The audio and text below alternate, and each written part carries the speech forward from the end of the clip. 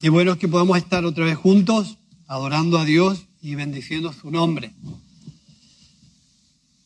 El pueblo de Dios se reúne para glorificar, bendecir el nombre del Señor. Él está en medio nuestra. Hoy, como todos sabéis, es un día muy especial para el mundo cristiano evangélico, día 31 de octubre. Tal día como hoy, un monje proclamó una protesta contra la iglesia desde el interior de la iglesia, sin querer salirse de ella, pero quería protestar contra cosas que no se estaban haciendo bien.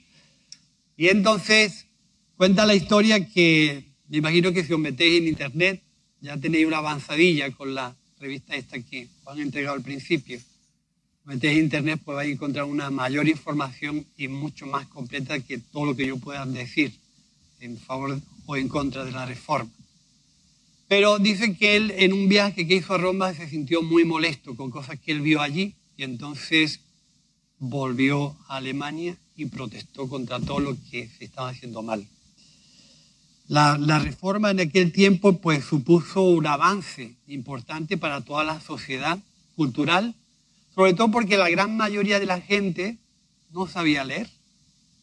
Y entonces el hecho de que se podía traducir la Biblia al idioma común, en este caso al alemán, también al castellano, en los distintos idiomas, pues fue un avance importante para que la gente pudiera aprender a leer y aprendiendo a leer, pues tener una libertad de expresión, poder incorporarse a los trabajos, poder estudiar, y eso le dio un avance y una modernización a la sociedad en aquel tiempo que fue algo increíble.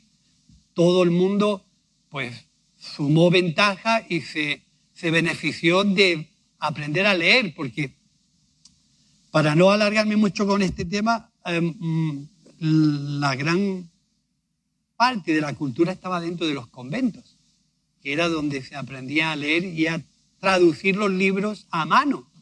De un libro a otro traducía los libros a mano. Entonces, el que estaba cerca de la curia, en este caso de los sacerdotes, aprendía a leer y se culturizaba, y en ese sentido fue un avance importante el hecho de que gente a la que hay que reconocer hoy con valor y con beneficio, de que entregaron sus vidas, su tiempo, y expusieron su vida en grave peligro en muchos momentos por protestar y escribir lo que en aquel entonces era pues traducir la Biblia del latín, en este caso al alemán, y que la gente común de la calle pudiera leer la Biblia en su idioma, ¿no? Eso nosotros hoy lo vemos como algo fácil, pero eso no fue nada de fácil, y sobre todo cuando te jugabas la vida, ¿no? Entonces hay que dar gracias a Dios por cómo fue el tema de la reforma y los beneficios que ellos causaron a favor de todo el mundo en especial. Todo el mundo se beneficia. Políticos, religiosos, todo el mundo se beneficia. Y en ese sentido, decíamos la semana pasada que una reforma es un procedimiento que ayuda a modificar, a mejorar, a enmendar, a actualizar, a innovar una cosa, no de forma radical, de forma progresiva. Eso fue lo que ocurrió en aquel tiempo, ¿no? Y todos pues sabemos que cuando las cosas en el tiempo se dejan, se olvidan y no se le presta atención, con el paso del tiempo, lo que fue en un principio original y bueno pierde valor y tenemos la curiosa costumbre de perder el principio y añadir siempre motivos y argumentos para que esa idea principal pudiera estar perdiendo prestigio y valor. Eso fue lo que ocurrió, que con el paso del tiempo lo que fue en un principio pues fue perdiendo su auténtico significado, su auténtica argumentación, y contra eso es que este hombre y otros antes que él protestaron y dijeron, esto no puede ser así, esto aquí hay que liarla, ¿no? Y entonces fue cuando este hombre cogió esas 95 tesis y las puso allí en las puertas de la catedral de Wittenberg y protestó contra lo que había, jugándose la vida. Pero a mí en esta mañana no me gustaría tanto dar datos de eso como que pudiéramos entender en qué situación nos encontramos nosotros como iglesia, como individuos, como familia, familia, como persona, frente a algo que ha caído en nuestras manos como es el Evangelio. El Evangelio hay que entenderlo desde el punto de vista y desde la argumentación que Jesús da. Porque nos puede pasar lo mismo a nosotros. Nos puede pasar que con tanto que sabemos, con tanto que hemos leído, con tanto que entendemos, los principios evangélicos pueden perder valor y esencia. Y eso, en alguna forma, yo creo que es algo con lo que Jesús se encontró. Que para mí, desde el punto de vista que yo veo, para mí, Jesús fue el mayor reformador del pensamiento de Dios en cuanto a acercar lo que Dios es al pueblo, a la gente común, a la gente de la calle, a la gente que no se le permitía estar cerca del templo, a la gente que no se le permitía estudiar, a la gente que no se le permitía estar cerca de los religiosos. Jesús vino a hacer la comprensión de Dios más común, más natural y más cerca de la gente que supuestamente no podían acercarse. Por lo tanto, a mí me gustaría en esta mañana hablar de esos dos grandes bloques que vemos nosotros en la Biblia.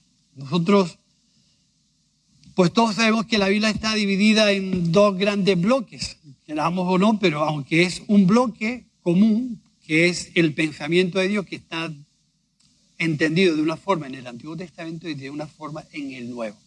Pero en realidad está expresando la voluntad de Dios a lo largo de todos los siglos, aunque en el Antiguo Testamento se ve a Dios desde una perspectiva diferente, digamos que es como ver a Dios más lejos, ¿no? Es cuando apretamos el zoom y acercamos una imagen o la alejamos, y entonces cuando acercamos el zoom a nuestra cara, pues ya nos vemos las patillas de gallo y las arrugas. Cuando desde lejos podemos decir qué guapo, qué elegante está, pero cuando lo acercamos de cerca, pues nos vemos un poco los defectos, ¿no? Y en este caso el Antiguo Testamento nos refleja una imagen de Dios que, entendida desde el punto de vista en que Jesús trata de corregir, pues creían ellos que estaban dentro de la norma, ¿no? Pero hay dos frases que yo he escuchado en este tiempo. Dice que la ley te decía hasta dónde no puedes pasar. Y el Evangelio te dice hasta dónde podemos llegar. Es curioso, es decir, la ley te dice hasta dónde no puedes pasar. Y el Evangelio nos enseña hasta dónde podemos llegar. Por eso es importante que la relación con Dios nos tiene que llevar a comprender a Dios. Porque si no comprendemos a Dios, lo vamos a distorsionar, lo vamos a manipular y en alguna manera lo vamos a malinterpretar. Y malinterpretar a Dios es equivocarnos y equivocar a los demás. En este entorno religioso, igual que Lutero se encontró con un entorno religioso muy espeso y muy duro de pelar, con ya costumbres hechas, con mandamientos muy, muy concretos, Jesús también se encontró con un entorno religioso duro de pelar. Porque no es lo mismo conocer a una persona de primera vez que encontrarte que hay gente que te dice cómo es Dios. Y así se encontró Jesús. Jesús se encontró con gente que pensaba que Dios era de una forma. Y a él no era tanto cambiar una norma por otra, era inducirlos, enseñarlos a que comprendieran que Dios era de otra forma. Y para mí fue un espíritu de reforma, de renovación, de innovar, de hacerle entender a la gente de su tiempo que dieran la posibilidad que Dios fuera de otra forma. Sabemos que Jesús venía de Dios y que Él traía una misión que era hacerle entender a la gente cómo era Dios de verdad. Algo que se había perdido en el tiempo. Entonces, fijaros que ese gran bloque, en primer lugar, el Antiguo Testamento, tenían la tendencia de que la ley, la letra era lo principal. Y había que cumplirla sí o sí. Porque si no la cumplías, tenías un problema.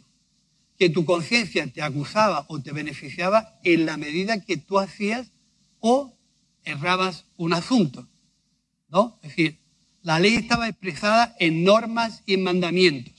Y dependiendo de lo que tú eras capaz de cumplir o de incumplir, tu conciencia estaba más lejana o más cercana de Dios. Podías tener siempre ese temor, dependiendo de lo que tú entendieras de Dios, que por hacer estabas más cerca de Dios y por no hacer estabas en peligro de que Dios te podía mandar a una enfermedad o matarte. O te mataban. Porque había el peligro de que había algunos mandamientos que cuando tú los incumplías o te equivocabas, estabas en peligro de muerte. Todos sabemos que hay textos en la Biblia que hablan acerca de eso. Cualquier fallo, estabas en una situación peligrosa. O te echaban del pueblo, o te apedreaban, o te ponían un tiempo en disciplina. O sea, el tiempo y la manera en que esta gente podía entender la cercanía con Dios era algo a lo que Jesús se enfrentó. La obligación de cumplir estrictamente los mandamientos expresados en el Antiguo Testamento. Sí o sí, no había negociación. O los cumplías, o estabas fuera de la congregación, o te mataban, o estabas puesto en disciplina. El entendimiento que había de esta gente acerca de Dios estaba más bien relacionado con el exterior, con lo externo de Dios.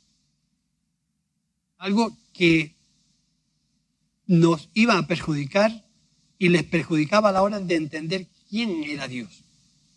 Todos estaban relacionados con un Dios externo, que se manifestaba de una forma grandiosa. Y a ese Dios había que tenerle mucho respeto. Porque había creado el cielo, la tierra, el mar. Se había manifestado con grandes prodigios, había hecho grandes milagros. Y a ese Dios había que mirarlo de lejos. Porque a veces tronaba y se manifestaba con fuego.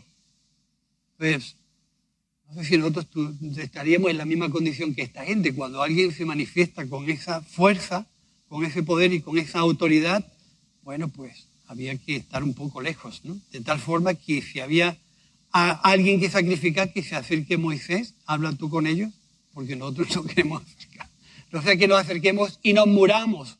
Si alguien se tiene que morir, muérete tú, Moisés, nosotros no, ¿no?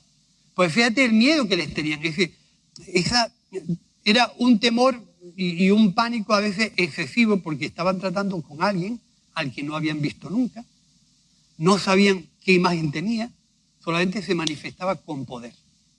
Y había como una especie de guillotina sobre todo aquel que se salía del tiesto. Tenían la tendencia de que Dios, al que la hace, la tiene que pagar. Una guillotina sobre tu cuello. Un Dios justiciero que no deja pasar una y que en el momento que te equivoques, ¡pum! Y sobre todo tenían un sentimiento de que alguien tenía que mediar por ellos. Y todos sabemos que había un mediador, un sacerdote que hacía sus ofrendas a Dios todos los años para el perdón de los pecados del pueblo. Y ese entendimiento hacía que el pueblo no conociera a Dios. Y sobre todo había algo muy a resaltar en el Antiguo Testamento, es que existía la ley de los méritos. Quien cumplía bien los mandamientos era bueno y estaba cerca de Dios y Dios estaba cerca de él. El que se portaba mal y se equivocaba, algo habría hecho y tu problema, tu enfermedad, tu desgracia tiene un significado. Es que tú has hecho algo malo. Y así se pensaba acerca de Dios. Entonces Jesús irrumpe en ese mundo religioso, con esa forma de pensar de Dios.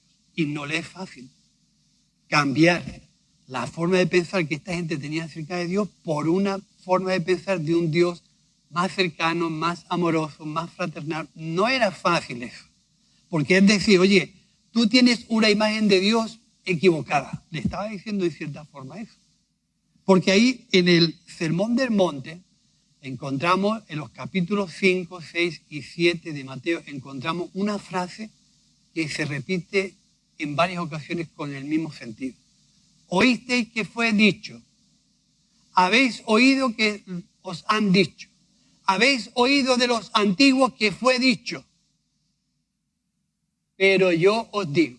Es decir, ese parón entre lo que habían oído de Dios en el Antiguo Testamento, la percepción que tenían de Dios, la imagen que tenían de Dios y la idea que tenían de Dios, a Jesús le toca pues solucionar ese tema. Y no fue fácil.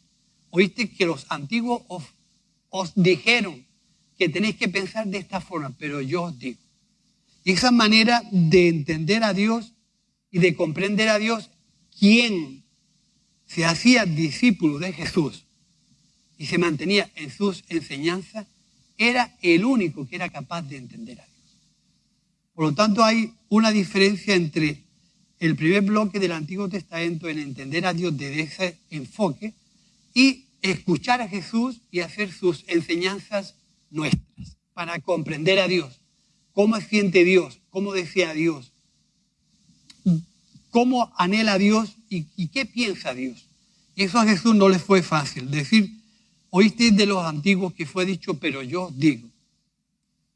¿Hay alguien que pueda explicar a Dios de una perspectiva más clara que yo? Yo os digo que Dios no es como vosotros pensáis. Dios es alguien mucho más cercano.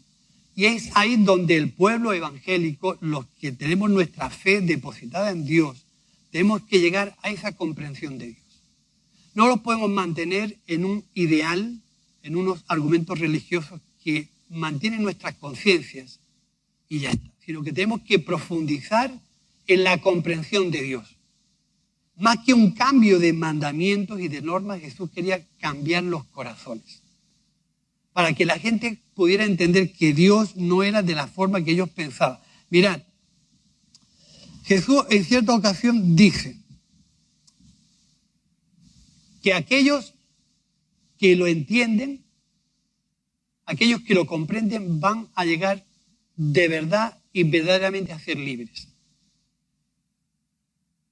Cuando Lutero se levantó y protestó contra todo lo que había alrededor suya, la gente se libertó, consiguió libertad propia, consiguió un beneficio grande a una sociedad, porque en realidad lo que estaban entendiendo de Dios les fue despejado. Es decir, esa incógnita de que tenemos que hacer mérito para estar delante de Dios y que Dios esté cerca de nosotros, esa incógnita la despejó él. Y entendiendo muy bien el libro de Romanos, fue que pudo explicar que los justos son justificados por la fe y no por las obras. Cuando la gente llegó a entender y a comprender eso, la gente vivió y consiguió su libertad. Jesús, mucho tiempo antes que Lutero, pudo decir, el que hace mis palabras suyas y permanece en ellas, de verdad que va a entender y a conseguir la libertad, porque seréis verdaderamente libres. Mucho antes que Lutero, Jesús expresó que el que camina sobre la Escritura y las comprende va a ser realmente libre. Una de las 3 o de las 5 soles. Sabéis que la Reforma tiene 5 soles. Solo fe, solo gracia, solo Escritura, solo Cristo y solo a Dios la gloria. Pues Jesús mucho tiempo antes de eso ya estaba diciendo que el que permanece en la Escritura y las comprende, ese será verdaderamente libre. Algo totalmente diferente a lo que conocían antes. Otra de las cosas es que la fe es la que nos puede acercar a Dios por medio de la obra de Cristo. Dice en el capítulo 5 de Romanos, versículo 1, que el justo es justificado por la fe en Cristo, no por los méritos ni por las obras.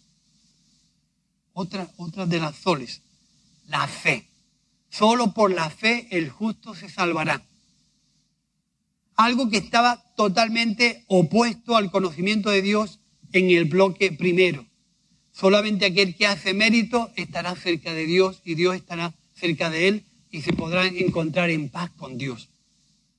Fijaros qué importante es que la comprensión de la Escritura forme parte de nosotros, porque si no es así, con el tiempo los principios se desvirtúan, pierden valor, se deterioran y tienen otro tipo de fundamento.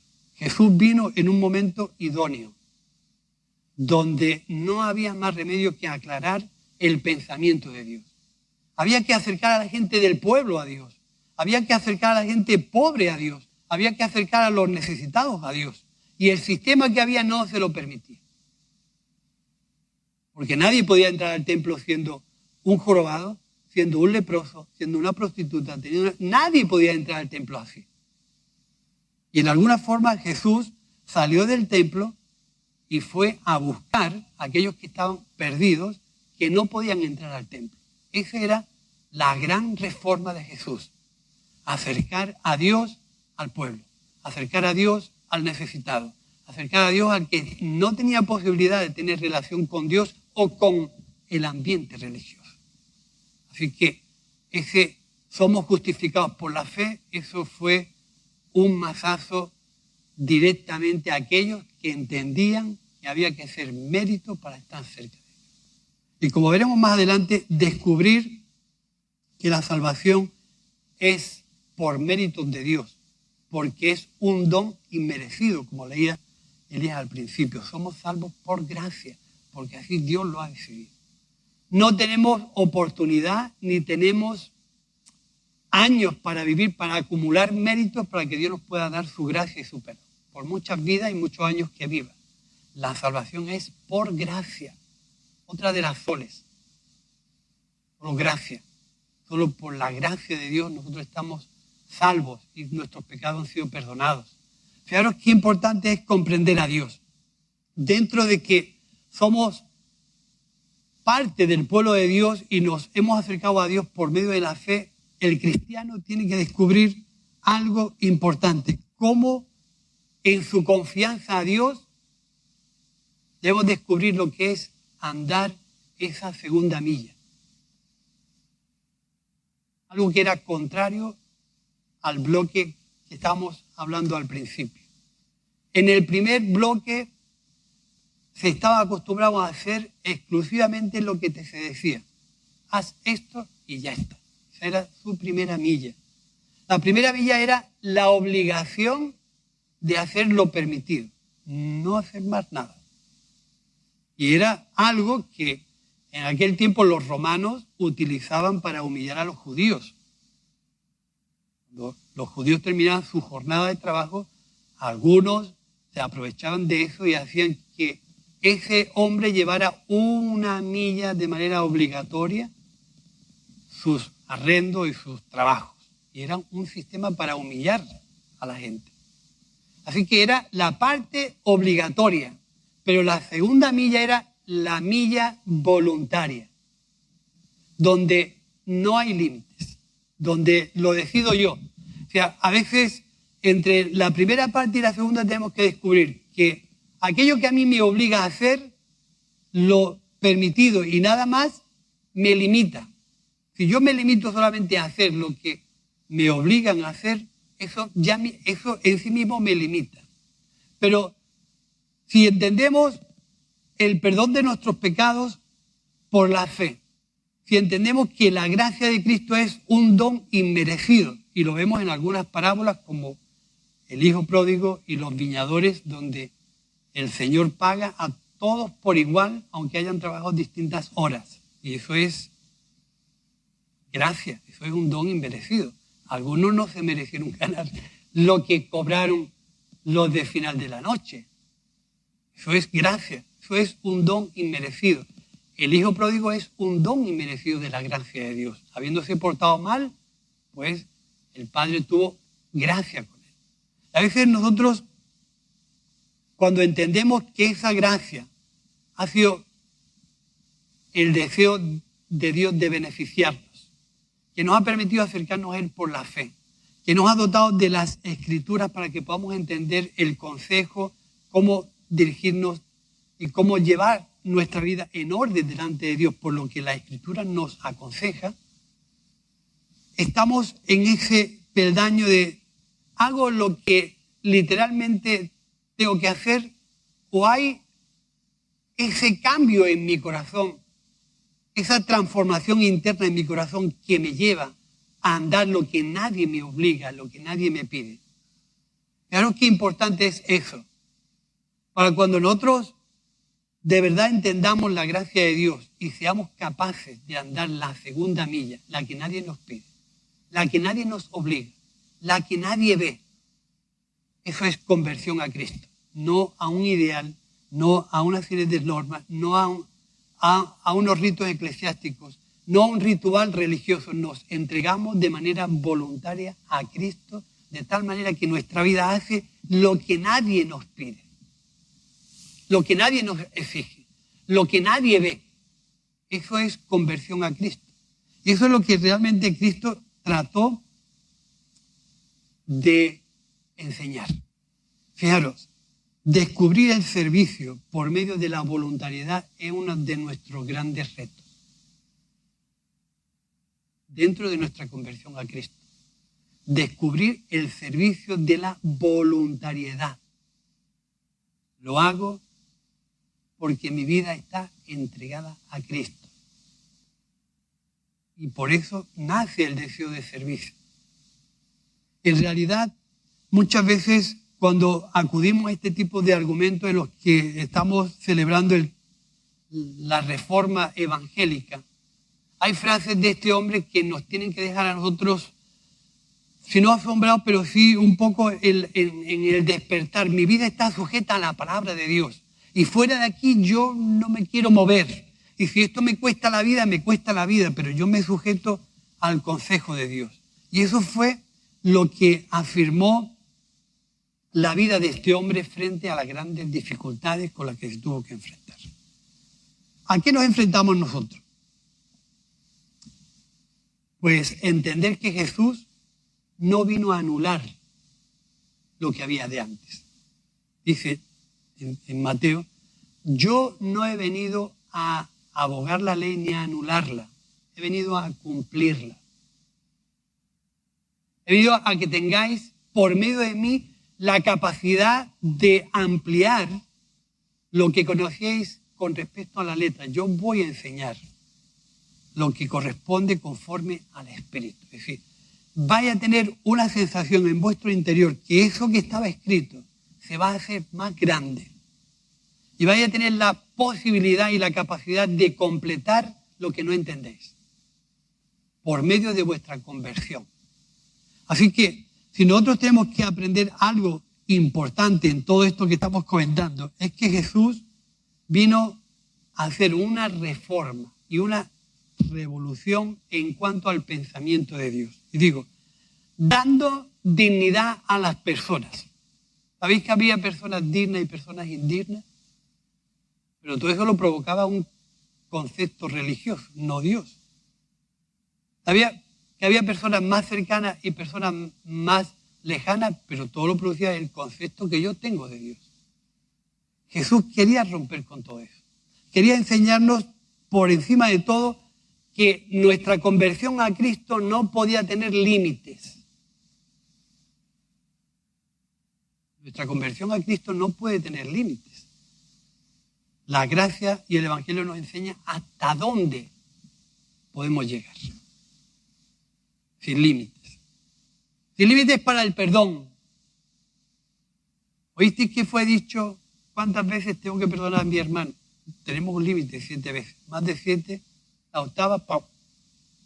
Pero yo digo que tenéis que perdonar a vuestros hermanos 70 veces 7, sin límites. El amor de Dios no tiene límites.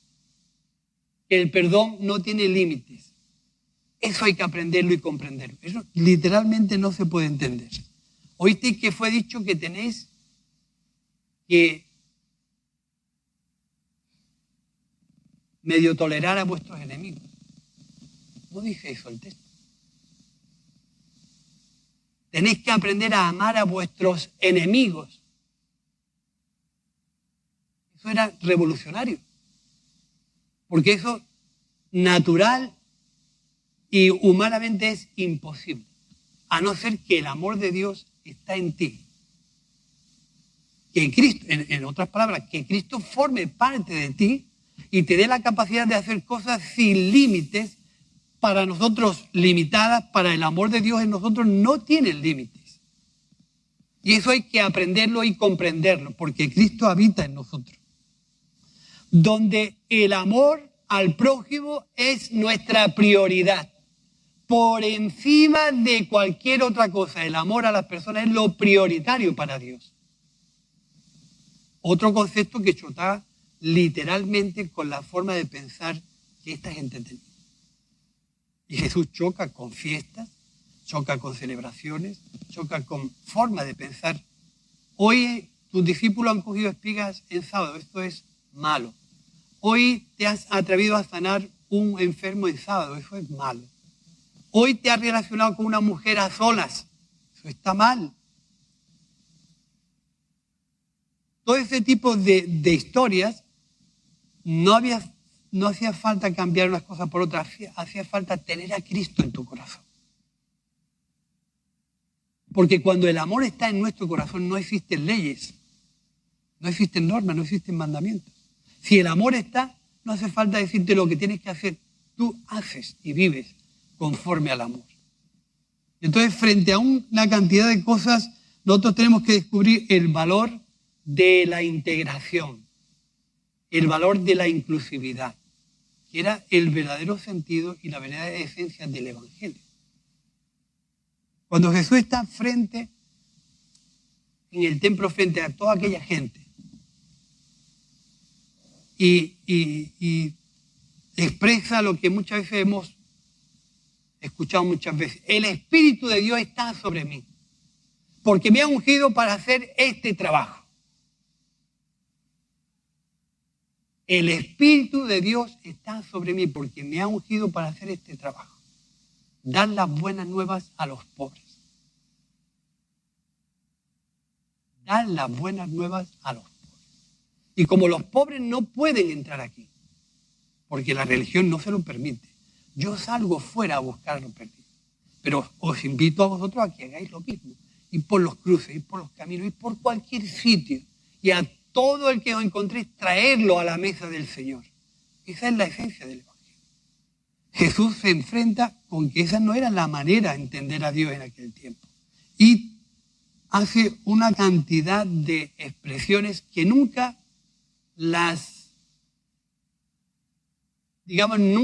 impone, las aclara por medio de las enseñanzas, por medio de las parábolas, por medio de las prédicas que él da en momentos determinados. Y a la gente le abre el oído y cuenta una historia famosa como la del hijo pródigo. Os voy a contar una historia. Mira, en este cuadro existe un padre, existe un hijo y existe otro hijo y pasa esto. Y hace que la gente escuche esa historia. Para aquel tiempo era revolucionario que alguien que desea la muerte del padre, que coge sus atuendos y se marcha y quiere vivir por su cuenta, era revolucionario que Dios estuviera a favor del perdón, porque la ley decía que había que matarlo en cierta forma. Y buscar a una mujer que es sorprendida en adulterio, en el mismo acto de adulterio, que la ley decía, esta hay que pedrearla, era revolucionario que Jesús se pusiera a favor de la restauración y del perdón. Eso no se podía entender. Y para mí, Jesús fue el verdadero reformador del pensamiento de Dios. Es decir, voy a poner en pleno lugar a Dios en el lugar que se merece. Voy a intentar por todos los medios que la gente que me oye, que se aplica a estas enseñanzas y que es capaz de ahondar, lo consideraré un hombre prudente, que edificó su vida no sobre historias, sino sobre un fundamento el cual represento yo. Esa vida nunca será destruida ni derribada, porque vendrán fuentes, tormentas y vendrán lluvias contra aquella casa y la casa nunca será destruida, porque estará fundada sobre el fundamento. Así que, para terminar, yo dejaros simplemente decir que la realidad y la fuerza de nuestra fe está en que Cristo forme parte de tu vida. No está en lo que sepas de Dios o dejes de saber. No está en lo que hagas o dejes de hacer. La realidad está en que Cristo forme parte de tu vida. Y te impulse a descubrir una vida diferente en relación con Dios y en relación con los demás, dependiendo de tu conversión a Cristo.